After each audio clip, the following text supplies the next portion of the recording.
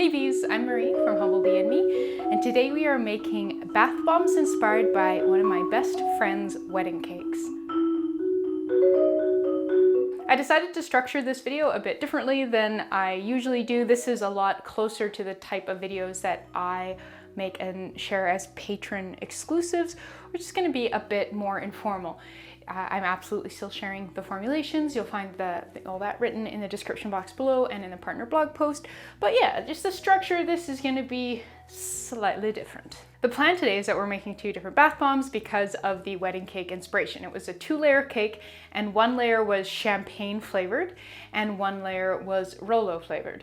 The Rolo flavor was definitely my preferred flavor of the two, but definitely a very tasty cake. And my friend asked for bath bombs as part of her wedding gift. So wedding cake bath bombs. I've already weighed out the powdery ingredients. So this is going to be the champagne bath bombs, and these are going to be the like Rolo-y chocolatey bath bombs. So the champagne bath bombs I'm going to leave uncolored, but then I'm going to dust them at the end with like champagne-y sparkles. And then for scent, I've got this champagne toast fragrance oil. And so yeah, champagne. And then for the Rolo one, going to scent it with Brambleberry's chocolate ganache fragrance oil. This was a gift. I didn't have anything that was kind of like chocolate caramel, so I've dropped chocolate ganache. This just smells so good every time I smell it. I really just kind of like take a sip, but I restrained myself.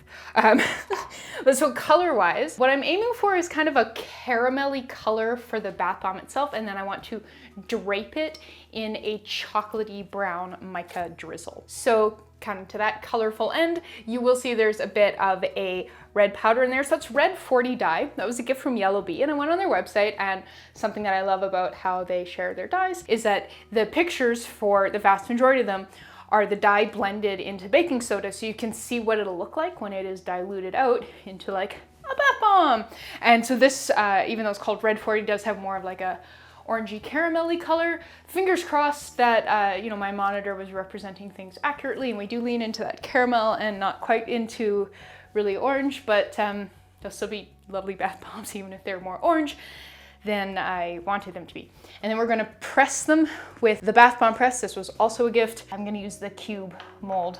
So we'll have little square bath bombs because these bad boys are going in the mail, and the square ones, you know, they stack up really nicely and then mail very well. So we're gonna do the champagne ones first. I'm gonna just kind of pop these away. So first things first, I'm just kind of getting into the powdery mixtures with my gloved hands. So this here is mostly baking soda with a bit of Epsom salts in it. And then over here, this is the acidic part of the bath bomb, and this is mostly citric acid with a bit of cream of tartar. I highly, highly, highly recommend putting cream of tartar in your bath bombs if you've not tried it. It makes making bath bombs very much easier. They kind of come together a heck of a lot better, especially if you're using something like a spherical mold. Yeah, those can be a bit of a pain in the backside to make work out. And so anything that makes that easier is obviously awesome. Next thing we're gonna do is weigh out the wet things for the champagne bath bombs. Witch hazel is part of that. We'll need 4.32 grams. And then we'll need some Polysorbate 80. This bottle was a gift from Humblebee, 14.08 grams. And a liquid oil, so this is olive oil because I had some left over from some soap making that I did. We need 20.8 grams. And then we need 4 grams of our fragrance oil. I think it is so cool that somehow this fragrance oil smells effervescent. Like you can smell the carbonation and like the fizz. I don't know how they did that, but yeah, I think it's pretty cool. Give that a stir, turn this off, and just kind of tuck it away until we need it again. What I'm going to do here, and this is different from how I learned how to make bath bombs, but it is a huge improvement, something I learned from watching Ariane's from La Fille de la Mer, her soap making, or sorry, her bath bomb making videos. You add the wet bits to the just to like the baking soda mixture when it doesn't have any of the acidic ingredients in it yet. And then you disperse it, like you disperse everything together with your hands until you have a uniform mixture, and then you add the acids. And it is so much less stressful and so much easier than the kind of mix and mist thing that I learned how to do initially and that you might have done in the past. This is just a heck of a lot less stressful, and I like it so much more. And then yeah, once this is all blended together, then we'll add the acidic ingredients, and it's all like so nicely distributed that you don't have to, like, it doesn't just go zzz and then fizz up on you like crazy. And yeah, it's just, it's better. And then once that's all like worked through, then we add the acids and continue with the bath bomb massage.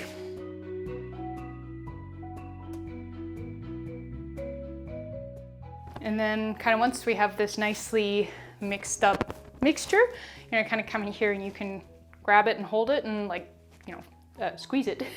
And then look, we have a thing that is holding its shape, an excellent sign. And now we can start pressing this batch. So let us rearrange things a bit so the camera can catch things.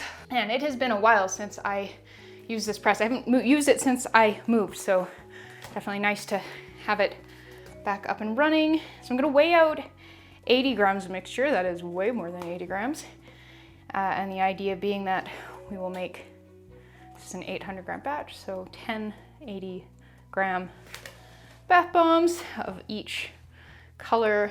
And then that should have my friend, I think, pretty well set for bath bombs for the cold Alberta winter.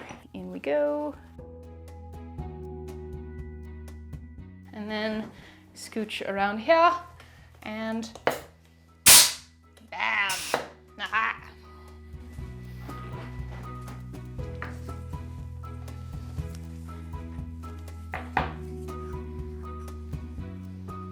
Bath bomb. I should get a thing to put that on.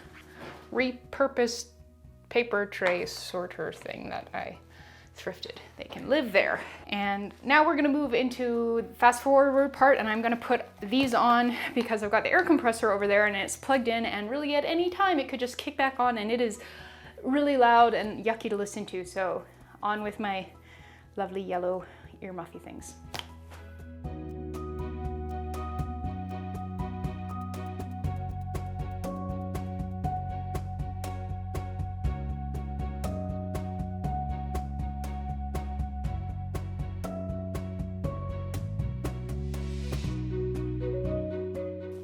All right, it is time to make the Rolo ones. Baking soda, dye, Epsom salts, citric acid, and cream of tartar. And then we'll have our wet stuff of witch hazel, olive oil, polysorbate 80, and the fragrance oil. And we'll start pressing. It's pretty much exactly the same as the previous one. So I'm just gonna pop my ear protection on and get to it.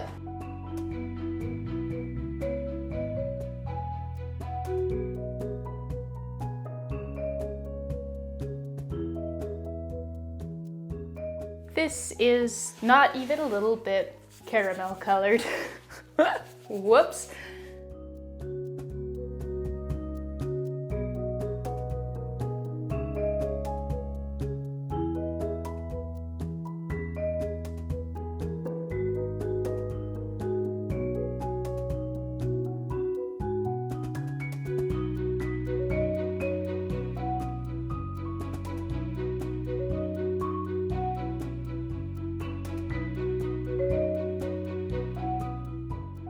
Bath bombs are made. I am probably more pleased than I should be that they fit so nicely in this little tray. I'm gonna let them dry for a wee bit while I clean up. We've got bath bomb dust everywhere. Everywhere, everywhere, everywhere. And then once, oh my goodness, it really truly is absolutely everywhere. Once the cleanup has been tackled a bit, then I want to decorate the bath bombs. So for, yeah, the ones that are not even close to being caramel colored, there must be, like, the configuration for my computer monitor must be off. Or maybe I grabbed the wrong one, because that's not even a little bit orange. But I am okay with it. It's just an aesthetic difference, and will still make for a lovely bathing bath bombing experience. And generally speaking, I like reds better than oranges anyways, so yeah. I will see you after I've done a bunch of dishes. So let us decorate our bath bombs. I have moved them to this cookie sheet so I could separate them so that we didn't get like glitter or chocolate covering in the wrong place. So for the champagne ones, I'm going to just kind of sprinkle the tops of them with gold and silver biodegradable glitter. This one is Allure Pale Gold, and the other one is Glamour Silver, and these are both gifts from Humblebee. And I do recommend using biodegradable glitter rather than the stuff that is microplastics. For the chocolate covering, I've got a blend of kind of chocolatey colored micas here. These are 3 different ones, all from Humblebee, all gifted. I think one was called Hot Chocolate, one was like a Satin Coffee, and then one is Sun-Kissed Shimmer, so it's sort of like a coppery, a bronzy, and a dark brownie. And so this is isododecane. You could absolutely use 99% isopropyl alcohol instead. I just found my isododecane first. Really what you want is a thin, volatile liquid that doesn't contain water. So we want to be able to sort of make this so that we can drop it on the bath bombs in kind of like a very liquidy aesthetic, but we don't want it to trigger the bath bombs, and you know, anything with water in it will do that. Chocolatey drizzle. So you can see we get that like fun liquidy splatter effect. Oh, that's a nice mess I'm making. Bath bombs aren't starting to swell up or anything. I did try this once upon a time using, I think, like 80% isopropyl alcohol because it was all I had at the time. And it was actually kind of a neat effect. It created a sort of like swollen 3-dimensional thing. So I guess, you know, if that's the look you want, that is how to get it. I feel like we're straying pretty far aesthetically from the Rolo idea, but they sure smell nice, and I think they still look pretty cool, even if they don't look like Rolos at all. Okay, I think I'll just leave these 2 dry, and then we'll sacrifice one for a demo, and then I'm going to pack these up and mail them to my friend. So I'll see you soon. All right, it is bath bomb test time. I'm going to do one of the Rolo-ish ones because I want to show the water changing color because of the dye content. This one.